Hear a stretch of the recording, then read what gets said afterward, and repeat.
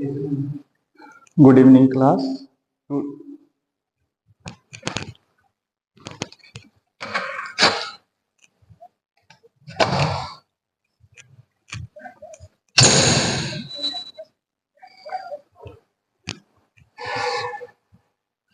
Good evening, class. Today we are discussing about acute glomerulonephritis. ठीक, acute glomerulonephritis क्या होता है? तो आपको पता होगा कि एक्यूट मतलब for a short time period, okay, and glomerulo related to glomeruli. Glomeruli क्या होता है? तो आपने जब किडनी का स्ट्रक्चर पढ़ा होगा, किडनी में नेफ्रॉन का स्ट्रक्चर पढ़ा होगा, तो आपने देखा होगा ये हो गया आपका, ये हो गया आपका बॉयल्स कैप्सूल, और इसमें आप क्या देखने को मिलता है? कैपिलरीज का स्ट्रक्चर, एफरेंट और इफरेंट। जब आरटी इसमें आती है, एफरेंट एंड इफरेंट आरटी आती है, तो वो क्या बनाती है? कैपिलरीज, मतलब एक ब्रांच लाइक स्ट्रक्चर बना लेती है, या कहे तो क्वाइल्ड स्ट्रक्चर बनाती है, जिसको क्या बोलते हैं हम लोग? ग्लोमेरुलाई। ग्लोमेरुलाई। और ये स्ट्रक्चर जहां पे प्रेजेंट होता है, वो कप लाइक स्ट्रक्चर को क्या बोलते हैं हम लोग? Boyle's capsule. क्या बोलते हैं? Boyle's capsule. और जो क्वाइल लाइक स्ट्रक्चर होता है उसको क्या बोलते हैं? ग्लोमेरुलाई। तो जब किसी भी टाइप का इंफेक्शन या इंफ्लामेशन कहाँ देखने को मिले? ग्लोमेरुलाई में देखने को मिले, और वो भी क्या होनी चाहिए? शॉर्ट टाइम पीरियड के लिए। तो उस कंडीशन को क्या बोलते हैं? Acute glomerulonephritis. क्या बोलते हैं? Acute glomerulonephritis. इसका अदर नाम है एक्यूट ग्लोमेरुलाइटिस। ओके, तो डेफिनेशन ऐसे लिख सकते हैं इसका definition: this is a infection और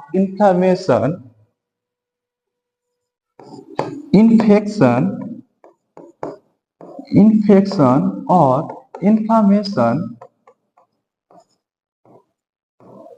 inflammation in glomeruli.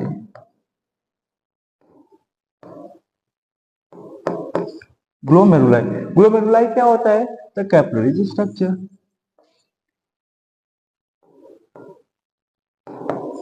Capillary structure which look like, which form coiled structure. Coiled structure known as glomerulonephritis। ठीक, तो समझ में आ गया है कि एक्यूट ग्लोमेरुलोनेफ्राइटिस क्या होता है? तो इन्फेक्शन और inflammation of glomeruli known as acute glomerulonephritis. Okay, आगे चलते हैं।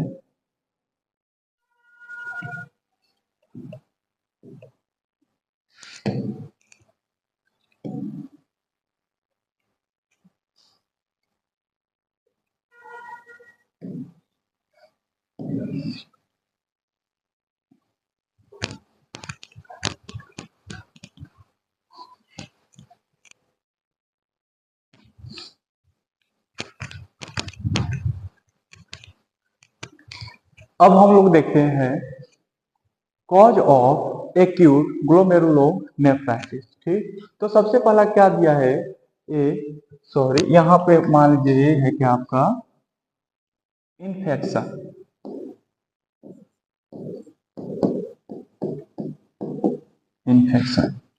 ये जैसे मान लीजिए किसकी वजह से? पहला हो गया है स्ट्रेप्टोकोकल की इन्फेक्शन की वजह से, दूसरा कौन सा हो गया? न्यूमोकोकल, और तीसरा कौन सा हो गया? Viral infection.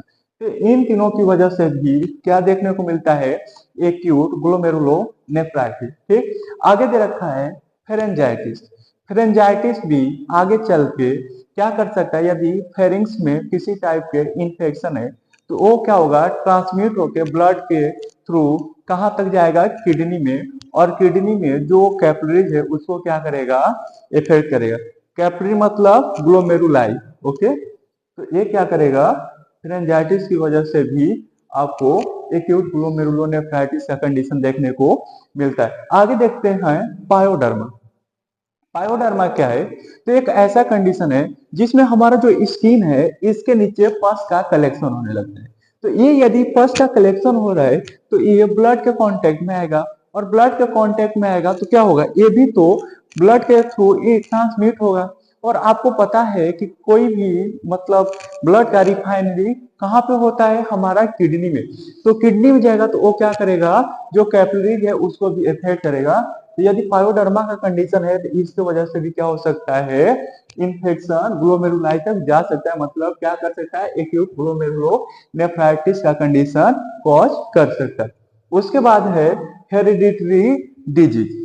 कौन सा डिजीज, हेरिडिटरी मतलब कि जो क्या हो, माता पिता से ट्रांसमिट होकर बच्चों में हो। तो कौन सा डिजीज आता है इसमें हेरिडिटी में, एलपोर्ट सिंड्रोम। कौन सा, एलपोर्ट सिंड्रोम। ये क्या होता है, एक मान लीजिए कि एक ऐसा कंडीशन होता है जिसमें हमारी जो कैपिलरीज है, कौन सी कैपिलरी, ग्लोमेरुलाई की, जो ग्लोमेरुलाई की कैपिलरी है, मतलब वही जो कॉइल लाइक स्ट्रक्चर नहीं बताया था मैंने, ये आपका हो गया बॉल स्ट्रक्चर। इसमें क्या है, जो कॉइल लाइक स्ट्रक्चर है, ये क्या है आपकी ग्लोमेरुलाई। तो इसमें भी क्या करने लगेगा, यदि इसकी कैपिलरीज को क्या कर रहा है, ये डैमेज कर रहा है, तो इस कंडीशन को क्या बोलते हैं, एलपोर्ट सिंड्रोम।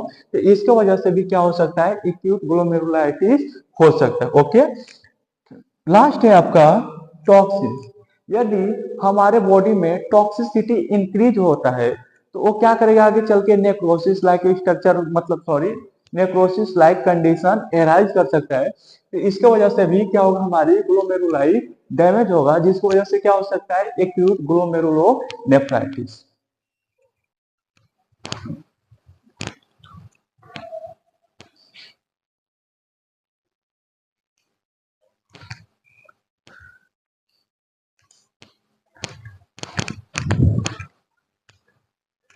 अब हम लोग देखते हैं sign and symptom of acute glomerulonephritis या एक्यूट ग्लोमेरुलो या एक्यूट ग्लोमेरुलाइटिस। ओके, तो देखते हैं कि कौन कौन से साइन सिम्टम देखने को मिलता है। तो सबसे पहले क्या दे रखा है, प्रोटीन्यूरिया। क्या देखने को मिल रहा है, सबसे पहले प्रोटीन्यूरिया। प्रोटीन्यूरिया क्यों देखने को मिल रहा है, जैसे मान लीजिए कि चायदानी है, मैंने पहले से ही बता रखा है कि आप किडनी को समझ लीजिए कि जो चाय छन्नी होती है जिससे चाय छाना जाता है वो है, ठीक। अब मान लीजिए कि आपको पता है कि यदि इन्फ्लामेशन का कंडीशन होता है तो जब हमारी वेसल्स है वो क्या हो जाता है, उसमें थोड़ा डायलेट हो जाती है। आपने स्वेलिंग की पांचों सिम्टम देखा है ना, रेडनेस, स्वेलिंग। तो स्वेलिंग में क्या हो जाती है, स्ट्रेचिंग हो जाती है। तो मान लीजिए कि जो चाय छन्नी है उसका क्या कीजिए, स्ट्रेच कर दीजिए। अब उसमें क्या हो गया, थोड़ी गैप दूर दूर हो गई। तो जब चाय डालेंगे तो क्या होगा, जब चाय छानने की कोशिश करेंगे तो दूध जो चाय है वो तो नीचे आएगा ही, साथ साथ जो चाय के छोटे छोटे कण है वो भी आ जाएगा, आएगा ना। तो ऐसा ही जो प्रोटीन है वो हमारे जो ब्लड है उसमें क्या है, एक मान लीजिए कि चाय के कण है। तो यहाँ पे क्या हुआ है, जब इन्फेक्शन या इन्फ्लामेशन हुआ है ग्लोमेरुलाई में, तो उसके वजह से जो उसके वेसल्स है वो क्या हो गया, डायलेट हो गए। और डायलेट होने की वजह से जो प्रोटीन है वो क्या होने लगेगा, फिल्ट्रेशन के थ्रू पास होने लगेगा। मेनली पहले क्या होना चाहिए था, उसको ऊपर ही रुक जाना चाहिए था, लेकिन वहां पे डायलेशन की वजह से वो साथ में क्या हुआ, प्रोटीन भी एक्सक्रीट हो गया। और जब हम यूरिनेशन करेंगे तो उसके साथ साथ क्या देखने को मिलेगा, प्रोटीन के कण, या मान लीजिए प्रोटीन। तो उस कंडीशन को क्या बोलते हैं, प्रोटीन यूरिया। मेनली नॉर्मली ऐसे भी कह सकते हैं कि urine protein urine known as proteinuria. तो ये कंडीशन आपको देखने को मिलता है। दूसरा कौन सा है, ओलिग्यूरिया। कौन सा, ओलिग्यूरिया। ओलिग्यूरिया एक ऐसा कंडीशन होता है जिसमें जितना अमाउंट में मान लीजिए कि यूरिन पास आउट होना चाहिए था उतना ना हो पाए। ऐसा क्यों हो रहा है, तो मान लीजिए कि कहीं पे इंफेक्शन हुआ और वहां की कैपिलरीज को क्या कर दिया, वो डैमेज कर दिया। अब वहां की कैपिलरी डैमेज हो गई तो क्या वो वर्क करेगा, नहीं ना। तो यदि वर्क ही नहीं कर रहा है तो क्या उतना जितना फिल्ट्रेशन होना चाहिए तो हो पाएगा नहीं। तो इसलिए कौन सा कंडीशन देखने को मिलता है, ओलिगोरिया। तीसरा है एडिमा। एडिमा कहाँ देखने को मिलता है, पूरे बॉडी में। पूरे बॉडी मेनली कहाँ पे, face and leg. In area में क्या देखने को मिलता है, एडिमा देखने को मिलता है। एडिमा क्यों देखने को मिलेगा, सेम कंडीशन। मान लीजिए कि हमारे पास नेफ्रॉन है, तो मान लीजिए कि हमारे में बहुत सारे नेफ्रॉन्स है। मान लीजिए कि इतने नेफ्रॉन्स है, ओके। मान लीजिए ये क्या है, एज ए चायदानी मैंने बता रखा है। अब देखिए ये सारे का काम क्या था, हमारे किडनी में यही सब बनाया है ना किडनी को। इन सारों का काम क्या था कि हम जो ब्लड है उसको फिल्टर करेंगे प्रॉपर, और जो वेस्ट प्रोडक्ट है उसको बाहर निकालेंगे। लेकिन मान लीजिए कि इसमें इतना सारा डैमेज हो गया, इतने जो है, मान लीजिए कि जो हमारे फिल्टर मशीन है या मान लीजिए चायदानी, वो क्या हो गया, खराब हो गया। तो अब कितने को काम करना है, इतने को ही काम करना है कि नहीं। तो इतने लोग काम करेंगे तो पहले क्या हुआ, फिल्ट्रेशन अब कम हो गया, और जो हमारा एक्सटर्नल जो ब्लड जा रहा है वो तो प्रॉपर जा रहा है। तो क्या होगा, जैसे मान लीजिए कि चायदानी हमारे पास अब कल 2 बचा है, और हम क्या करें 20 डब्बा लाके चाय रख दे, तो क्या होगा, वहां रखा रहेगा ना।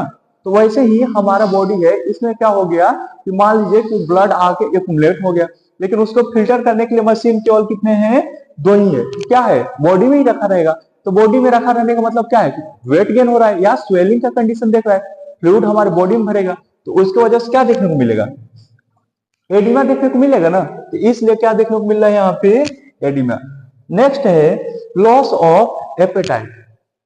एपेटाइट लॉस क्यों हो रहा है, क्योंकि हमारे बॉडी में पहले से ही फ्लूइड भरा हुआ है। अब मान लीजिए कि फ्लूइड भरा रहेगा, या मान लीजिए खाना खाए पूरा पेट भरा हुआ है, तो क्या खाना का मन करेगा का, नहीं ना।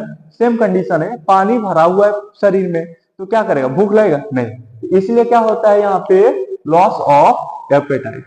ठीक, आगे क्या देखने को मिल रहा है, वोमिटिंग। सेम कंडीशन, अब पहले से पेट भरा हुआ है, अब कुछ खाएंगे तो लगेगा कि उल्टी जैसा हो रहा है, तो क्या देखने को मिलता है इसमें, वोमिटिंग। ठीक, आगे है फीवर। फीवर क्यों देखने को मिलता है, यदि इन्फेक्शन है तो हमारा जो डिफेंस मैकेनिज्म है वो वर्क करेगा ही, और आपको पता है कि फीवर एक टाइप का क्या है, डिफेंस मैकेनिज्म है। इसलिए क्या देखने को मिलता है, इन्फेक्शन को किल करने के लिए बॉडी टेम्परेचर इंक्रीज कर रहा है, तो क्या देखने को मिल रहा है, फीवर। आगे है हेडेक। सेम कंडीशन, फीवर है तो हमारा बॉडी डिस्कम्फर्ट है, प्रॉपर स्लीपिंग पैटर्न है नहीं, इसकी वजह से क्या देखने को मिलेगा, हेडेक। आगे दे रखा है एब्डोमिनल डिस्कम्फर्ट। समझ में आ ही गया होगा कि एब्डोमिनल डिस्कम्फर्ट क्यों देखने को मिलेगा, क्यों, क्योंकि पहले से ही हमारे बॉडी में भरा हुआ है फ्लूइड, तो लगेगा ना कि हाँ एकदम भरा भरा सा लग रहा है। जैसे हम लोग ज्यादा खाना खा लेते हैं तो डिस्कम्फर्ट होने लगता है ना, उठने में भी दिक्कत होने लगता है, बहुत सारे प्रोसेस में प्रॉब्लम होती है। तो सेम हमारे बॉडी में यदि फ्लूइड भरा है तो क्या होगा, एब्डोमेन में डिस्कम्फर्ट फील होगा। आगे दिया है डिस्यूरिया। डिस्यूरिया क्या होता है या डायसूरिया क्या होता है, जब यूरिनेशन करेंगे तो उस समय बर्निंग सेंसेशन होगा। अब बर्निंग सेंसेशन क्यों हो रहा है, क्योंकि हमारे बॉडी जितना यूरिन आउटपुट करना चाहिए था उतना नहीं हो रहा है, उसके वजह से क्या देखने को मिलता है, बर्निंग सेंसेशन। आगे हो गया आपका हाइपरटेंशन। हाइपरटेंशन क्यों होगा, सेम ऐसे ही आप लोग कर सकते हैं। जैसे मान लीजिए ब्लड वेसल्स है, हमारा बॉडी में पहले से क्या है, फ्लूइड भरा हुआ है, तो क्या ये वेसल्स में भी फ्लूइड भरेगा, भरेगा कि नहीं, हाँ भरेगा। तो इसीलिए अब इसमें फ्लूइड भरा हुआ है तो क्या करेगा, टेंशन अपने वाल पे लगाएगा ना, लगाएगा कि नहीं। अब यदि टेंशन लगाएगा, वो कोशिश करेगा ना कि भैया भैया हम बाहर निकल जाए, बाहर निकलने की कोशिश करेगा फ्लू, तो क्या करेगा, टेंशन देगा वाल पे, जैसे वेसल्स हो गया या क्या उसके वाल पे क्या करेगा, टेंशन देगा। तो इसी की वजह से क्या देखने को मिल रहा है यहाँ पे, हाइपर टेंशन। आगे है रैपिड वेट गेन। क्या है, रैपिड वेट गेन। अब रैपिड वेट गेन क्यों होगा, सेम कंडीशन, क्योंकि हमारे बॉडी में फ्लूइड भर रहा है, एडिमा का कंडीशन बन रहा है, तो एडिमा होगा तो हमारे बॉडी में फ्लूइड भरेगा ही, और यदि हम वेट अपना करेंगे तो लगेगा ना कि हाँ ज्यादा वेट है, क्योंकि पानी अंदर भरा हुआ है। तो इसलिए क्या देखने को मिलता है, रैपिड वेट गेन। आगे है आपका इरिटेबिलिटी। इरिटेबिलिटी पड़ता है कि कोई भी यदि किसी को छोटी मोटी बुखार भी हो जाता है तो इरिटेशन होने लगता है। तो यहाँ पे तो किडनी का पूरा प्रॉब्लम है, वेट गेन भी हो रहा है, डिस्कम्फर्ट भी हो रहा है, स्लीपिंग पैटर्न भी चेंज हुआ है, हेडेक भी हो रहा है। तो इरिटेबिलिटी होगा ना, इरिटेशन होगा ना, इसलिए क्या देखने को मिलता है, इरिटेबिलिटी। और क्या देखने को मिलता है, टेम्परामेंट, मतलब गुस्सा है। भाई किसी को यदि दिक्कत है या किसी को मान लो कि बीमारी है तो उस टाइम में नहीं आने लगता है यार एकदम गुस्सा आ रहा है, तो इसलिए उस कंडीशन में और क्या देखने को मिलता है, टेम्परामेंट। ओके,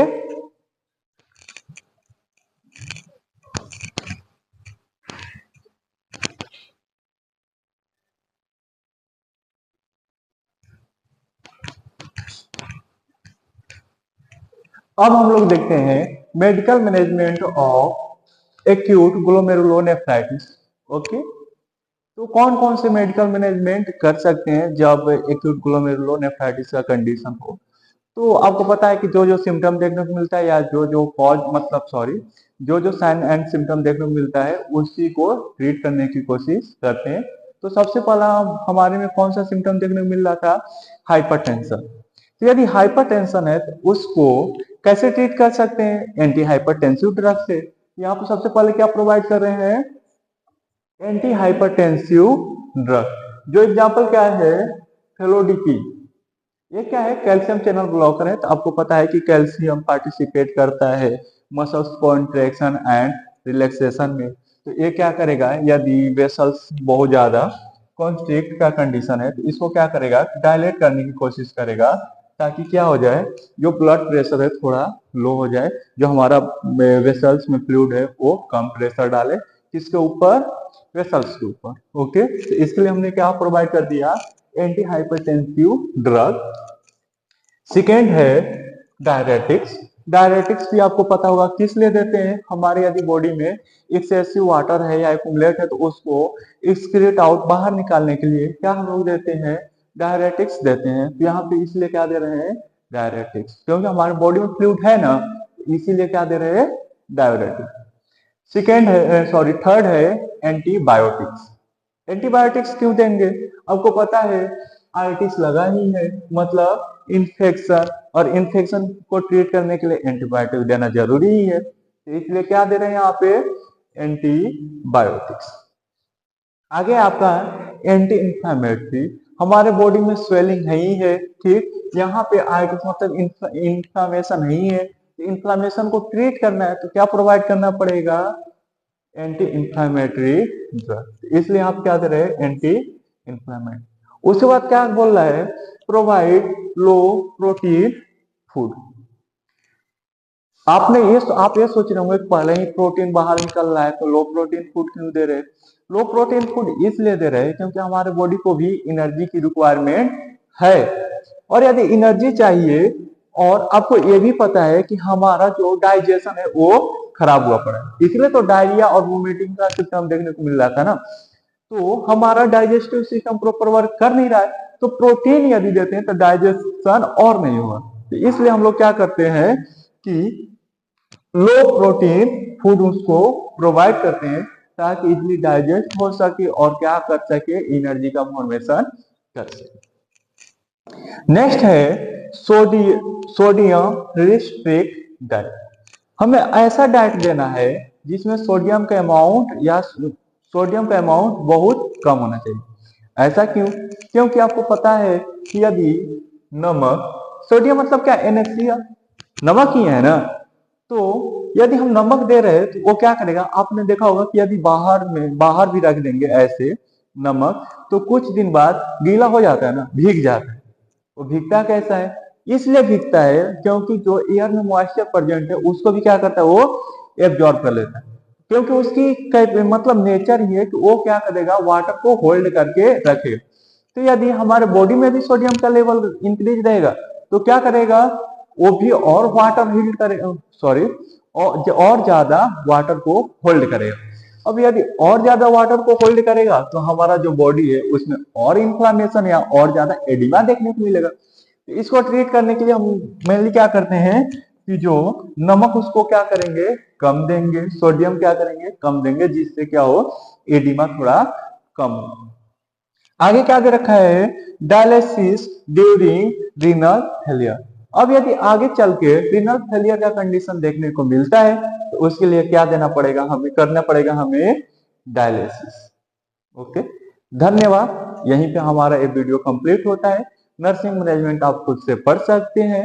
यही क्या करना है, प्रॉपर मेंटेन करना है। उसमें भी कि हाँ डाइट को कैसा रखना है, सोडियम लेवल कम होना चाहिए, ठीक, उसको ऐसा ट्रीट करना है, फ्लूइड को थोड़ा कम प्रोवाइड करना है उसको। ये रहा आपका सारे कंडीशन।